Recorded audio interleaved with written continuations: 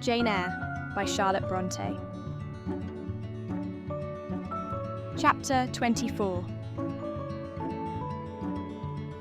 As I rose and dressed, I thought over what had happened, and wondered if it were a dream. I could not be certain of the reality till I had seen Mr. Rochester again, and heard him renew his words of love and promise. While arranging my hair, I looked at my face in the glass, and felt it was no longer plain. There was hope in its aspect, and life in its colour, and my eyes seemed as if they had beheld the fount of fruition, and borrowed beams from the lustrous ripple. I had often been unwilling to look at my master, because I feared he could not be pleased at my look. But I was sure I might lift my face to his now, and not cool his affection by its expression. I took a plain but clean and light summer dress from my drawer, and put it on.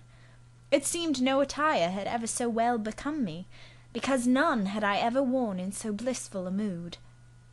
I was not surprised, when I ran down into the hall, to see that a brilliant June morning had succeeded to the tempest of the night, and to feel through the open glass door the breathing of a fresh and fragrant breeze. Nature must be gladsome when I was so happy. A beggar woman and her little boy, pale, ragged objects both, were coming up the walk, and I ran down and gave them all the money I happened to have in my purse, some 3 or 4 shillings. Good or bad, they must partake of my jubilee.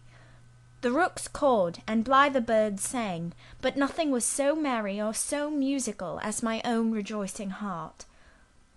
Mrs. Fairfax surprised me by looking out of the window with a sad countenance, and saying gravely, "Miss Eyre, will you come to breakfast?" During the meal she was quiet and cool, but I could not undeceive her then. I must wait for my master to give explanations, and so must she. I ate what I could, and then I hastened upstairs. I met Adele leaving the schoolroom. "Where are you going? It is time for lessons." "Mr. Rochester has sent me away to the nursery." "Where is he?"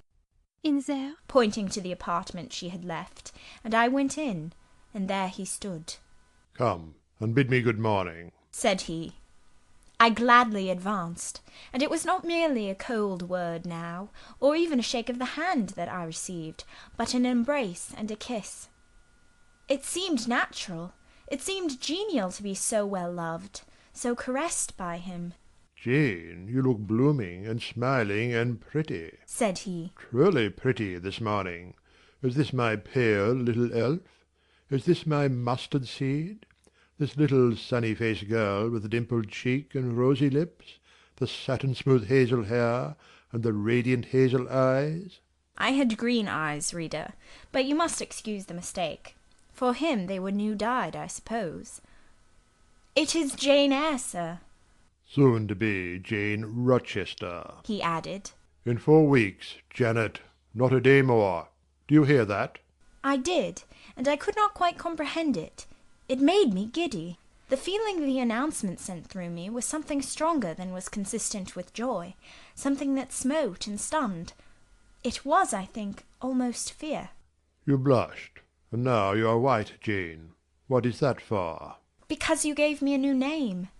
Jane Rochester, and it seems so strange." "Yes, Mrs. Rochester," said he.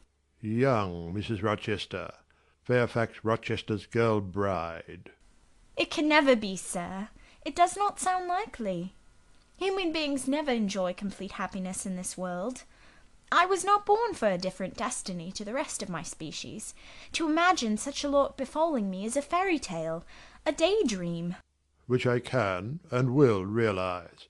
I shall begin to-day.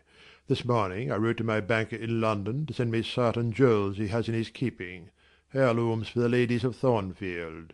In a day or 2 I hope to pour them into your lap. For every privilege, every attention shall be yours that I will accord a peer's daughter, if about to marry her." "Oh, sir, never rain jewels. I don't like to hear them spoken of. Jewels for Jane Eyre sounds unnatural and strange. I would rather not have them." "I will myself put the diamond chain round your neck, and the circlet on your forehead. Which it will become, for nature, at least, has stamped her patent of nobility on this brow, Jane.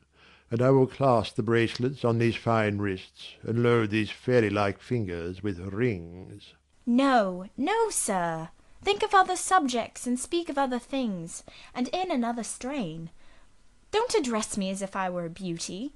I'm your plain Quakerish governess. You are a beauty in my eyes, and a beauty just after the desire of my heart, delicate and aerial. Puny and insignificant, you mean? You are dreaming, sir, or you are sneering. For God's sake, don't be ironical. I will make the world acknowledge your beauty, too, he went on, while I really became uneasy at the strain he had adopted, because I felt he was either deluding himself or trying to delude me. I will attire my Jane in satin and lace, and she shall have roses in her hair, and I will cover the head I love best with a priceless veil. And then you won't know me, sir, and I shall not be your Jane Eyre any longer, but an ape in a harlequin's jacket, a jay in borrowed plumes. I would as soon see you, Mr. Rochester, tricked out in stage trappings, as myself clad in a court lady's robe. And I don't call you handsome, sir, though I love you most dearly, far too dearly to flatter you. Don't flatter me. He pursued his theme, however, without noticing my deprecation. This very day I shall take you in a carriage to Millcote, and you must choose some dresses for yourself.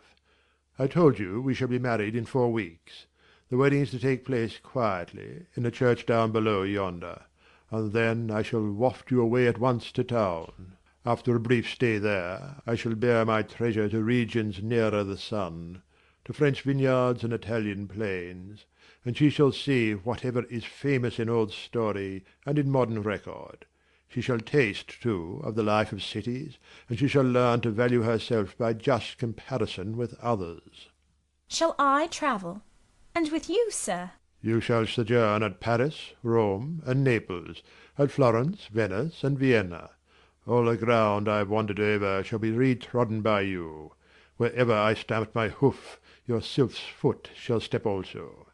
10 years since I flew through Europe half mad, with disgust, hate, and rage as my companions. Now I shall visit it healed and cleansed, with the very angel as my comforter. I laughed at him as he said this. I am not an angel, I asserted, and I will not be one till I die. I will be myself. Mr. Rochester, you must neither expect nor exact anything celestial of me, for you will not get it, any more than I shall get it of you, which I do not at all anticipate. What do you anticipate of me? For a little while you will perhaps be as you are now. A very little while, and then you will turn cool, and then you will be capricious, and then you will be stern, and I shall have much ado to please you. But when you get well used to me, you will perhaps like me again. Like me, I say, not love me. I suppose your love will effervesce in 6 months, or less.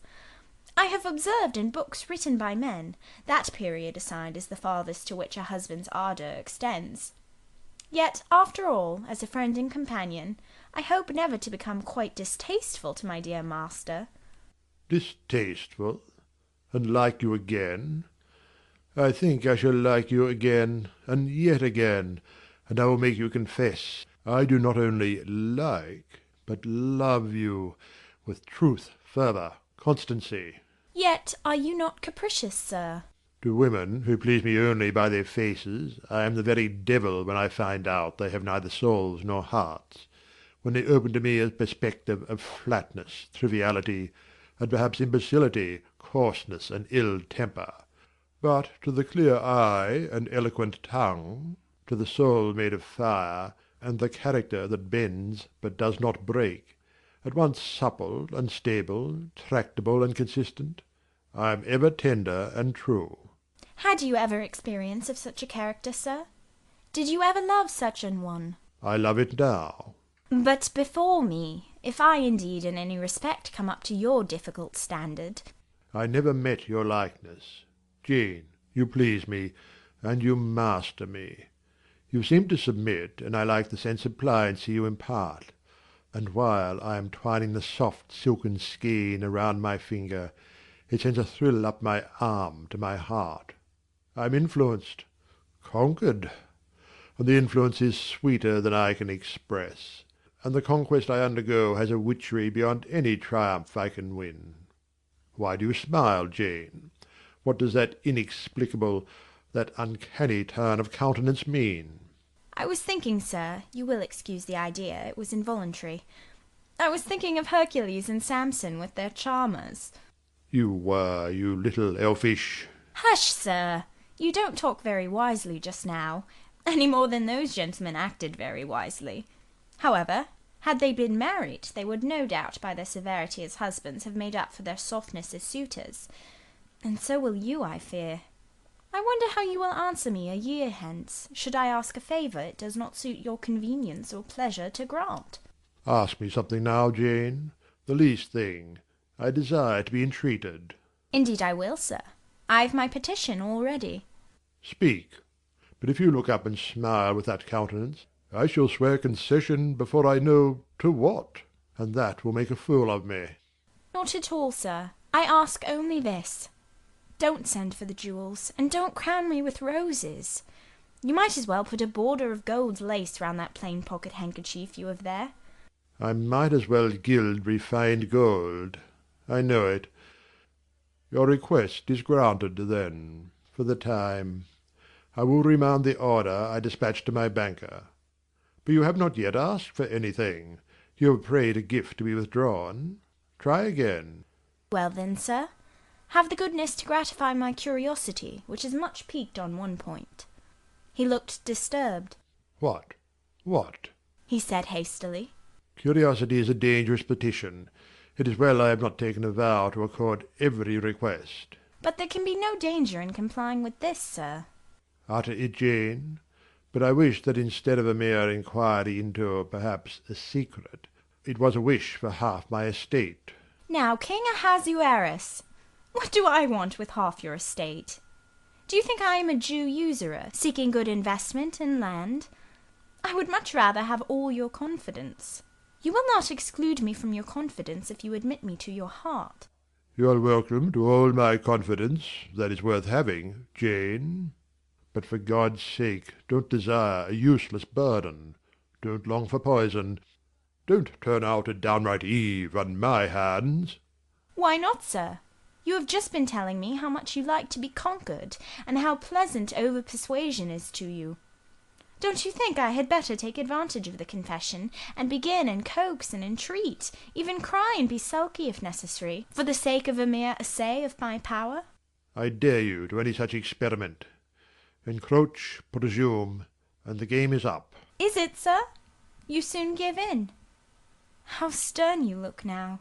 Your eyebrows have become as thick as my finger, and your forehead resembles what, in some very astonishing poetry, I once saw styled a blue-piled thunder-loft.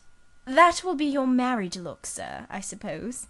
If that will be your married look, I, as a Christian, will soon give up the notion of consorting with a mere sprite or salamander. But what had you to ask? Thing, out with it. There, you are less than civil now, and I like rudeness a great deal better than flattery. I'd rather be a thing than an angel. This is what I have to ask. Why did you take such pains to make me believe you wished to marry Miss Ingram? Is that all? Thank God it is no worse. And now he unknit his black brows, looked down, smiling at me, and stroked my hair, as if well pleased at seeing a danger averted. I think I may confess, he continued, even though I should make you a little indignant, Jane, and I have seen what a fire spirit you can be when you are indignant. You glowed in the cool moonlight last night when you mutinied against fate and claimed your rank as my equal. Janet, by the by, it was you who made me the offer. Of course I did. But to the point, if you please, sir. Miss Ingram. Well, I feigned courtship of Miss Ingram because I wished to render you as madly in love with me as I was with you, and I knew jealousy would be the best ally I could call in for the furtherance of that end.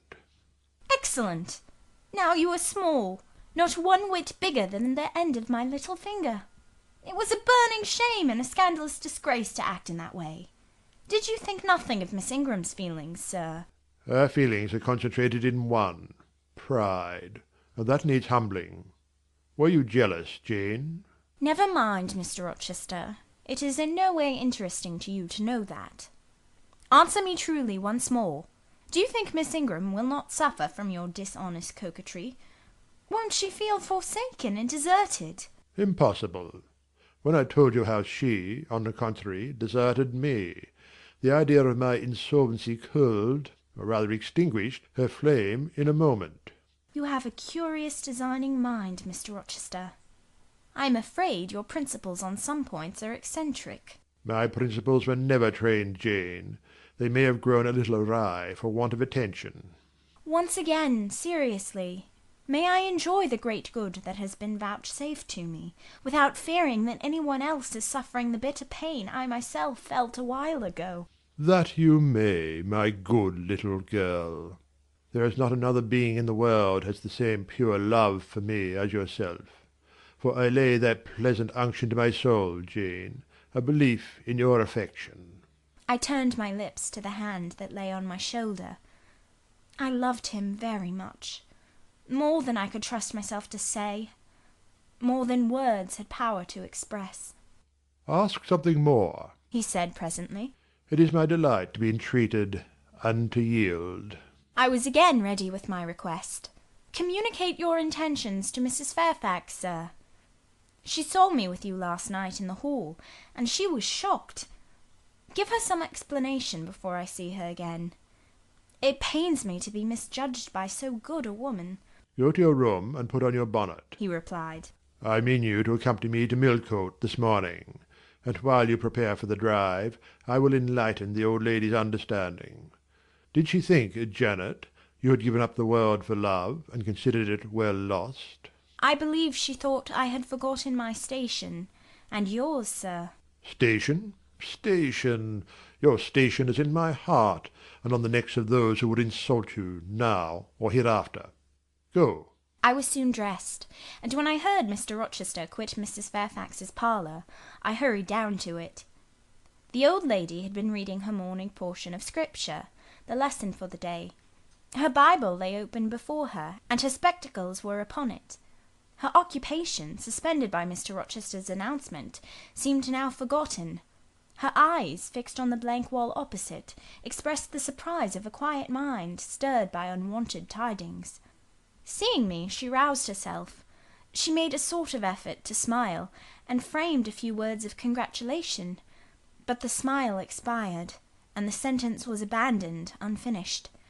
She put up her spectacles, shut the Bible, and pushed back her chair from the table. I feel so astonished, she began. I hardly know what to say to you, Miss Eyre. I have surely not been dreaming, have I? Sometimes I half fall asleep when I am sitting alone, and fancy things that have never happened. It has seemed to me more than once, when I have been in a doze, that my dear husband, who died 15 years since, has come in and sat down beside me, and that I have even heard him call me by my name, Alice, as he used to do. Now can you tell me whether it is actually true that Mr. Rochester has asked you to marry him? Don't laugh at me, but I really thought he came in here 5 minutes ago and said that in a month you would be his wife. He has said the same thing to me, I replied. He has? Do you believe him? Have you accepted him? Yes. She looked at me, bewildered. I could never have thought it. He is a proud man. All the Rochesters were proud, and his father at least liked money. He too has always been called careful. He means to marry you. He tells me so. She surveyed my whole person. In her eyes I read that they had there found no charm powerful enough to solve the enigma.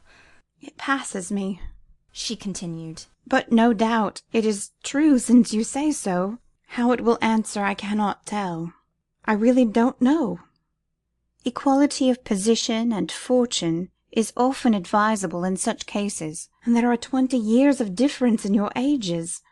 He might almost be your father. No, indeed, Mrs. Fairfax, exclaimed I, nettled.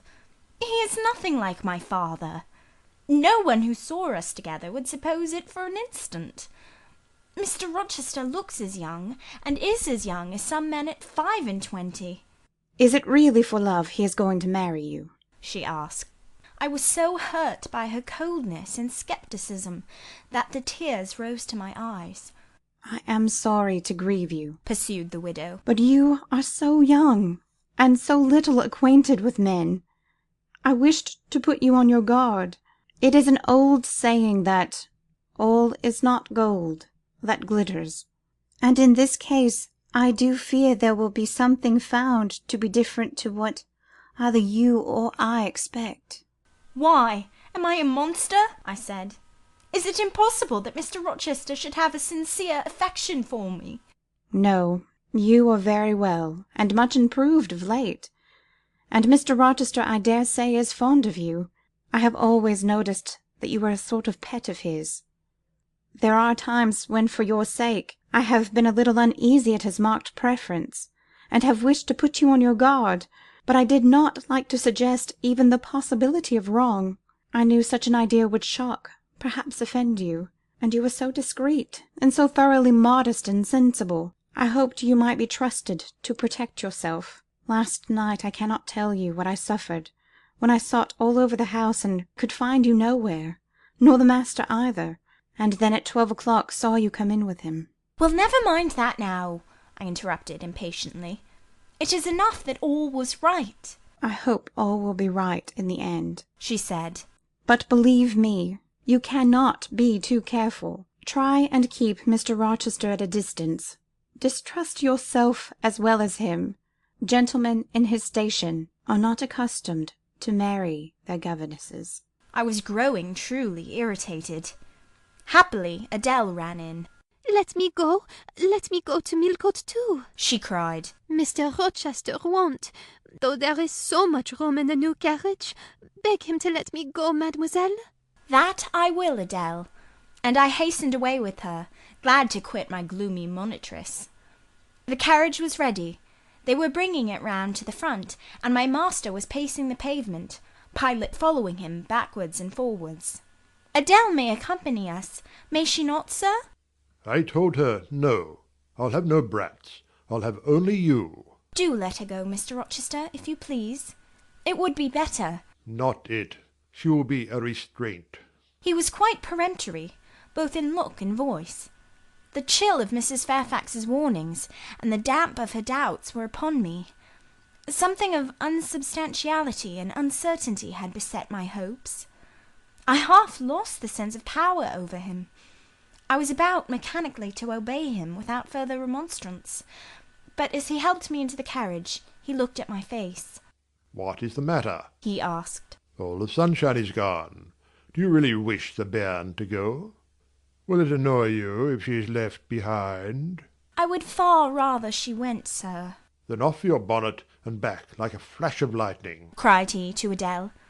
She obeyed him with what speed she might. After all, a single morning's interruption will not matter much, said he, when I mean shortly to claim you, your thoughts, conversation, and company, for life. Adele, when lifted in, commenced kissing me by way of expressing her gratitude for my intercession. She was instantly stowed away into a corner on the other side of him. She then peeped round to where I sat. So stern a neighbour was too restrictive to him in his present fractious mood. She dared whisper no observations, nor ask of him any information. Let her come to me, I entreated. She will, perhaps, trouble you, sir. There is plenty of room on this side. He handed her over as if she had been a lapdog. I'll send her to school yet, he said, but now he was smiling. Adele heard him, and asked if she was to go to school. Sans mademoiselle. Yes, he replied. Absolutely sans mademoiselle, for I'm to take mademoiselle to the moon, and there I shall seek a cave in one of the white valleys among the volcano tops, and mademoiselle shall live with me there, and only me. She will have nothing to eat. You will starve her, observed Adele. I shall gather manna for her morning and night. The plains and hillsides in the moon are bleached with manna, Adele. She will want to warm herself. What will she do for a fire? Fire rises out of the lunar mountains. When she is cold, I'll carry her up to a peak and lay her down on the edge of a crater. Oh, qu'elle y sera mal, peu confortable. And her clothes, they will wear out. How can she get new ones? Mr. Rochester professed to be puzzled. Said he. What would you do, Adele? Cudgel your brains for an expedient. How would a white or a pink cloud answer for a gown, do you think? And one could cut a pretty enough scarf out of a rainbow. She is far better as she is, Concluded Adele, after musing some time. Besides, she would get tired of living with only you and the moon. If I were mademoiselle, I would never consent to go with you. She has consented. She has pledged her word. But you can't get her there. There is no road to the moon. It is all air, and neither you nor she can fly. Adele, look at that field. We were now outside Thornfield gates, and bowling lightly along the smooth road to Millcote, where the dust was well laid by the thunderstorm, and where the low hedges and lofty timber trees on each side glistened green and rain-refreshed. In that field, Adele, I was walking late one evening about a fortnight since, the evening of the day you had helped me to make hay in the orchard meadows, and as I was tired with raking swaths, I sat down to rest me on a stile, and there I took out a little book and a pencil, and began to write about a misfortune that befell me long ago, and a wish I had for happy days to come. I was writing away very fast, though daylight was fading from the leaf, when something came up the path and stopped 2 yards off me. I looked at it. It was a little thing with a veil of gossamer on its head. I beckoned it to come near me. It stood soon at my knee. I never spoke to it, and it never spoke to me, in words, but I read its eyes, and it read mine, and our speechless colloquy was to this effect. It was a fairy, and come from Elfland, it said, and its errand was to make me happy. I must go with it out of the common world to a lonely place, such as the moon, for instance, and it nodded its head towards her horn, rising over Hay Hill. It told me of the alabaster cave and silver vale where we might live. I said I should like to go, but reminded it, as you did me, that I had no wings to fly. "Oh," returned the fairy, "that does not signify. Here is a talisman will remove all difficulties." And she held out a pretty gold ring. "Put it," she said, "on the fourth finger of my left hand, and I am yours, and you are mine. And we shall leave earth, and make our own heaven yonder." She nodded again at the moon. The ring, Adele, is in my breeches pocket, under the disguise of a sovereign. But I mean soon to change it to a ring again. But what has mademoiselle to do with it? I don't care for the fairy. You said it was mademoiselle you would take to the moon. Mademoiselle is a fairy, he said, whispering mysteriously. Whereupon I told her not to mind his badinage, and she on her part evinced a fund of genuine French scepticism, denominating Mr. Rochester Un vrai menteur. and assuring him that she made no account whatever of his Conte de fées. and that Du reste, il n'y avait pas de fées, et quand même il y en avait. she was sure they would never appear to him, nor ever give him rings, or offer to live with him in the moon. The hour spent at Millcote was a somewhat harassing one to me. Mr. Rochester obliged me to go to a certain silk warehouse. There I was ordered to choose 6 dresses. I hated the business. I begged leave to defer it. No, it should be gone through with now. By dint of entreaties expressed in energetic whispers, I reduced the 6 to 2. These, however, he vowed he would select himself. With anxiety I watched his eye rove over the gay stores. He fixed on a rich silk of the most brilliant amethyst dye, and a superb pink satin. I told him in a new series of whispers that he might as well buy me a gold gown and a silver bonnet at once. I should certainly never venture to wear his choice. With infinite difficulty, for he was stubborn as a stone, I persuaded him to make an exchange in favour of a sober black satin and pearl-grey silk. It might pass for the present, he said, but he would yet see me glittering like a parterre. Glad was I to get him out of the silk warehouse, and then out of a jeweller's shop. The more he bought me, the more my cheek burned with a sense of annoyance and degradation. As we re-entered the carriage, and I sat back, feverish and fagged, I remembered what, in the hurry of events, dark and bright, I had wholly forgotten, the letter of my uncle, John Eyre, to Mrs. Reed. his intention to adopt me and make me his legatee. It would indeed be a relief, I thought, if I had ever so small an independency. I never can bear being dressed like a doll by Mr. Rochester, or sitting like a second Danae with the golden shower falling daily round me. I will write to Madeira the moment I get home, and tell my Uncle John I am going to be married, and to whom. If I had but a prospect of one day bringing Mr. Rochester an accession of fortune, I could better endure to be kept by him now. And somewhat relieved by this idea, which I failed not to execute that day, I ventured once more to meet my master's and lover's eyes, which most pertinaciously sought mine, though I averted both face and gaze. He smiled, and I thought his smile was such as a sultan might, in a blissful and fond moment, bestow on a slave his gold and gems had enriched. I crushed his hand, which was ever hunting mine, vigorously, and thrust it back to him red with the passionate pressure. "You need not look in that way," I said. "If you do, I'll wear nothing but my old Lowood frocks to the end of the chapter. I'll be married in this lilac gingham. You may make a dressing-gown for yourself out of the pearl-grey silk, and an infinite series of waistcoats out of the black satin." He chuckled. He rubbed his hands. "Oh, it is rich to see and hear her," he exclaimed. "Is she original? Is she piquant? I would not exchange this one little English girl for the Grand Turk's whole seraglio, gazelle eyes, houri forms, and all." The Eastern allusion bit me again. "I'll not stand you an inch in the stead of a Saralo," I said, "so don't consider me an equivalent for one. If you have a fancy for anything in that line, away with you, sir, to the bazaars of Stamboul, without delay, and lay out in extensive slave purchases some of that spare cash you seem at a loss to spend satisfactorily here."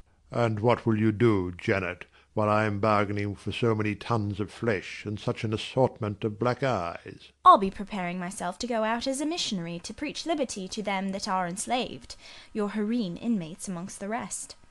I'll get admitted there, and I'll stir up mutiny, and you, three-tailored bashaw as you are, sir, shall in a trice find yourself fettered amongst our hands. Nor will I, for one, consent to cut your bonds till you have signed a charter, the most liberal that despot ever yet conferred." "I would consent to be at your mercy, Jane." "I would have no mercy, Mr. Rochester, if you supplicated for it with an eye like that. While you looked so, I should be certain that whatever charter you might grant under coercion, your first act when released would be to violate its conditions." "Why, Jane, what would you have? I fear you will compel me to go through a private marriage ceremony, besides that performed at the altar. You will stipulate, I see, for peculiar terms. What will they be?" "I only want an easy mind, sir, not crushed by crowded obligations. Do you remember what you said of Céline Varens, of the diamonds, the cashmeres you gave her? I will not be your English Céline Varens. I shall continue to act as Adèle's governess. By that I shall earn my board and lodging, and £30 a year besides. I'll furnish my own wardrobe out of that money, and you shall give me nothing but—" "Well, but what?" "Your regard. And if I give you mine in return, that debt will be quit." "Well, for cool native impudence and pure innate pride, you haven't your equal," said he. We were now approaching Thornfield. "Will it please you to dine with me to-day?" he asked as we re-entered the gates. "No, thank you, sir." "And what for 'no, thank you,' if one may inquire?" "I have never dined with you, sir, and I see no reason why I should now, till—" "Till what? You delight in half-phrases." "Till I can't help it." "Do you suppose I eat like an ogre or a ghoul that you dread being the companion of my repast?" "I have formed no supposition on the subject, sir, but I want to go on as usual for another month." "You will give up your governessing slavery at once?" "Indeed, begging your pardon, sir, I shall not. I shall just go on with it as usual. I shall keep out of your way all day, as I have been accustomed to do. You may send for me in the evening when you feel disposed to see me, and I'll come then, but at no other time." "I want a smoke, Jane, or a pinch of snuff, to comfort me under all this pour me donner une contenance, as Adèle would say. And, unfortunately, I have neither my cigar-case nor my snuff-box. But listen, whisper. It is your time now, little tyrant, but it will be mine presently, and when once I have fairly seized you, to have and to hold, I'll just, figuratively speaking, attach you to a chain like this. Touching his watch-guard. Yes, bonny wee thing, I'll wear you in my bosom, lest my jewel I should tine. He said this as he helped me to alight from the carriage, and while he afterwards lifted out Adele, I entered the house and made good my retreat upstairs. He duly summoned me to his presence in the evening. I had prepared an occupation for him, for I was determined not to spend the whole time in a tete-a-tete conversation. I remembered his fine voice. I knew he liked to sing. Good singers generally do. I was no vocalist myself, and in his fastidious judgment no musician either, but I delighted in listening when the performance was good. No sooner had twilight, that hour of romance, began to lower her blue and starry banner over the lattice, than I rose, opened the piano, and entreated him for the love of heaven to give me a song. He said I was a capricious witch, and that he would rather sing another time, but I averred that no time was like the present. Did I like his voice? He asked. Very much. I was not fond of pampering that susceptible vanity of his, but for once, and from motives of expediency, I would e'en soothe and stimulate it. Then, Jane, you must play the accompaniment. Very well, sir. I will try. I did try, but was presently swept off the stool, and denominated A little bungler. being pushed unceremoniously to one side, which was precisely what I wished for. He usurped my place, and proceeded to accompany himself, for he could play as well as sing. I hied me to the window recess, and while I sat there and looked out on the still trees and dim lawn, to a sweet air was sung in the mellow tones the following strain. The truest love that ever heart felt at its kindled core did through each vein in quickened start the tide of being pour. A coming was my hope each day, a parting was my pain. The chance that did her steps delay was ice in every vein. I dreamt it would be nameless bliss, as I loved to be, and to this object did I press, as blind as eagerly. But wide as pathless was the space that lay our lives between, and dangerous as the foamy race of ocean surges green, and haunted as a robber path through wilderness or wood. For might and right and woe and wrath between our spirits stood. I dangers dared, I hindrance scorned, I omens did defy. Whatever menaced, harassed, warned, I passed impetuous by. On sped my rainbow fast as light, I flew as in a dream, for glorious rose upon my sight that child of shower and gleam. Still bright on clouds of suffering dim shines that soft solemn joy, nor care I now how dense and grim disasters gather nigh.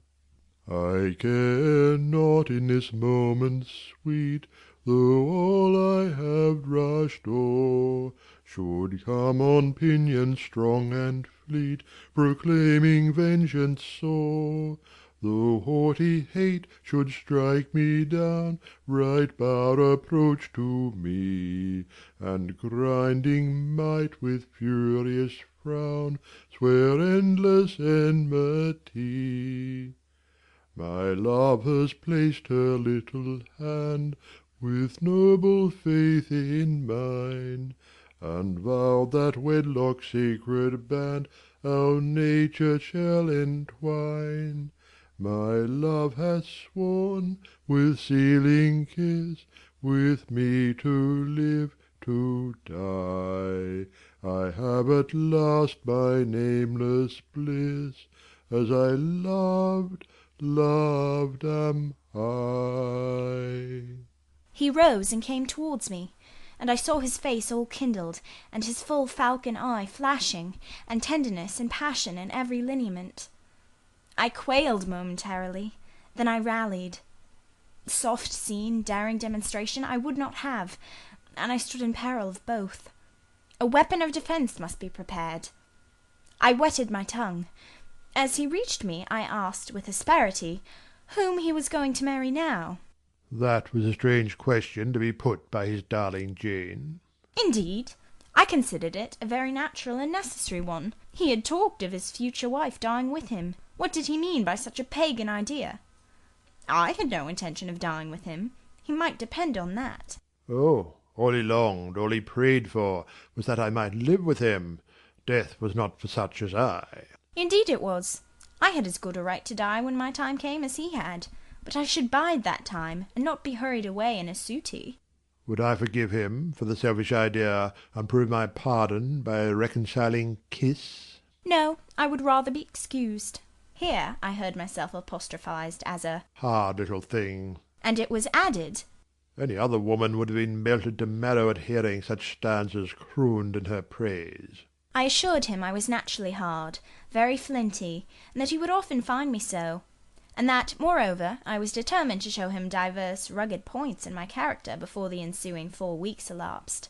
He should know fully what sort of a bargain he had made, while there was yet time to rescind it. Would I be quiet and talk rationally? I would be quiet if he liked, and as to talking rationally, I flattered myself I was doing that now. He fretted, pished and pshawed.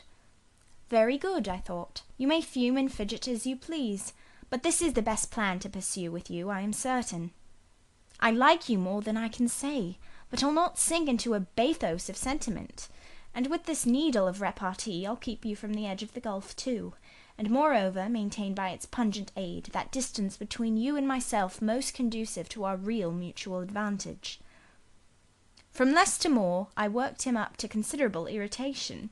Then, after he had retired in dudgeon, quite to the other end of the room, I got up and saying, "I wish you good night, sir," in my natural and wonted respectful manner, I slipped out by the side door and got away. The system thus entered on, I pursued during the whole season of probation, and with the best success.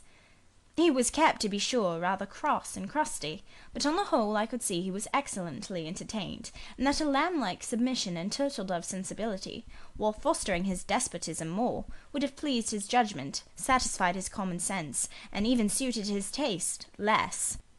In other people's presence I was, as formerly, deferential and quiet, any other line of conduct being uncalled for. It was only in the evening conferences I thus thwarted and afflicted him. He continued to send for me punctually the moment the clock struck 7, though when I appeared before him now, he had no such honeyed terms as love and darling on his lips. The best words at my service were provoking puppet, malicious elf, sprite, changeling, etc. For caresses, too, I now got grimaces. For a pressure of the hand, a pinch on the arm. For a kiss on the cheek, a severe tweak of the ear.